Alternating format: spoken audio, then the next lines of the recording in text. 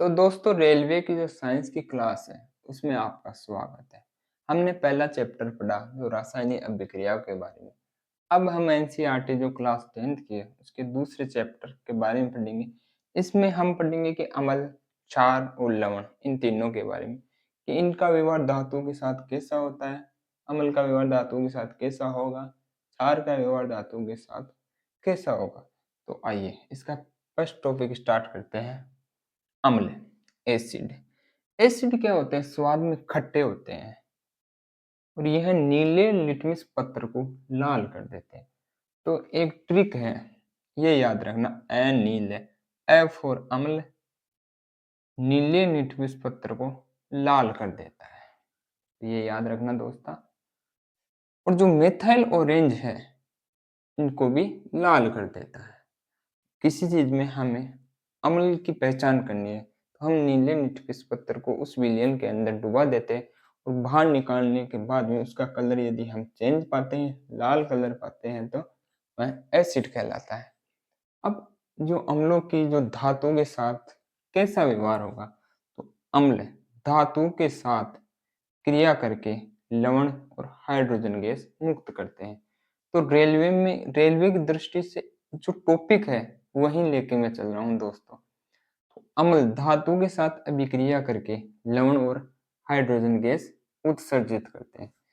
धातु कार्बोनेटों के या धातु हाइड्रोजन कार्बोनेटों के साथ अम्ल की अभिक्रिया लवण प्लस CO2 प्लस H2O देती है। जैसे अम्ल आपके पास HCl दे रखा है, HCl की अभिक्रिया जब Na के साथ धातु के साथ की जाती है तो क्या बनेगा दोस्तों?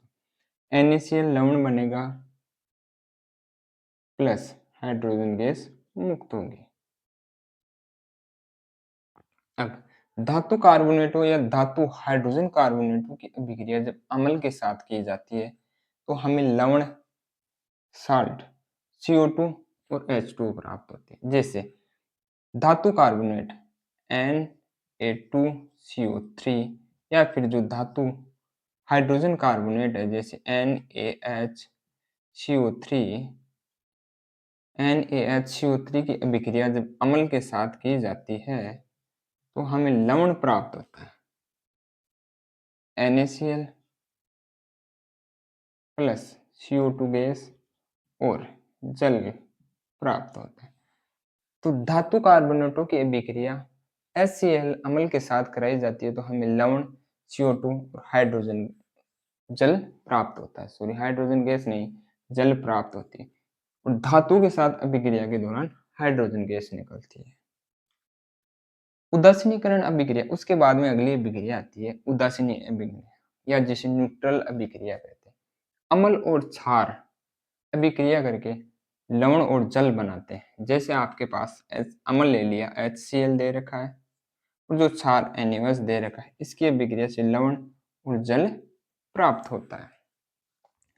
अब दोस्तों एनसीईआरटी बुक में कुछ इनके जो एसिड दे रखे हैं कि किस में कौन सा एसिड पाया जाता है, रेलवे की दृष्टि से बहुत ही इंपॉर्टेंट है। सिरका के अंदर एसिटिक अम्ल पाया जाता है, दूध के अंदर लैक्टिक एसिड पाया जाता है, इमली टार्टरिक अम्ल पाया जाता है, संतरा और नींबू के अंदर सिट्रिक अम्ल, जो खट्टे फल होते हैं उनमें सिट्रिक अम्ल पाया जाता है, टमाटर ऑक्जेलिक अम्ल, चींटी के डंक या नेटल के डंक में मेथेनोइक अम्ल पाया जाता है। नेटल का एक पौधा होता है, उसकी पत्तियों में मेथेनोइक अम्ल पाया जाता है। अब एनसीईआरटी की जो क्लास, एनसीईआरटी जो बुक है उसमें पीएच मान भी दे रखा है, पीएच मान, जिसमें पी फॉर पूषांश दे रखा है। मतलब इसमें पी का मतलब क्या होता है, तो पी का मतलब होता है पूषांश या पोंटेज, या इसको पोंटेज भी बोलते हैं, पोंटेज भी कहते हैं। इसका मान, पीएच का मान 0 से 14 के बीच में होता है। इसमें जो पीएच, कुछ एक के पीएच मान दे रखे हैं, जिसमें रेलवे में भी इनसे संबंधित क्वेश्चन पूछा गया है। जैसे लार का पीएच कितना होता है, मिल्क का पीएच, तो जठर रस का पीएच 1.2 होता है, नींबू का पीएच 2.2 होता है, HCl का पीएच 0 होता है, सबसे ज़्यादा,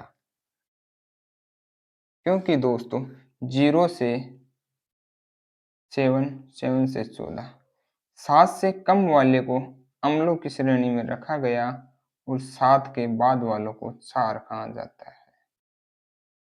0 से 7 में जो मान आता है उसको अम्ल कहा जाता है, जो 7 और 14 के बीच में जो जिनका मान आता है उन्हें क्षार कहते हैं।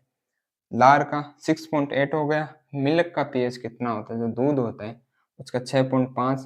अम्लीय वर्षा, जब वर्षा होती है उसका जो जल होता है, यदि उसके पीएच का मान देखा जाए 5.6 से कम होती है तो वह वर्षा अम्लीय वर्षा कहलाती है। इसके नुकसान भी होते हैं, ताजमहल का भद्दा देखना। शुद्ध जल, यह एक उदासीन होता है 7.0। रक्त जो ब्लड होता है उसका 7.4 होता है।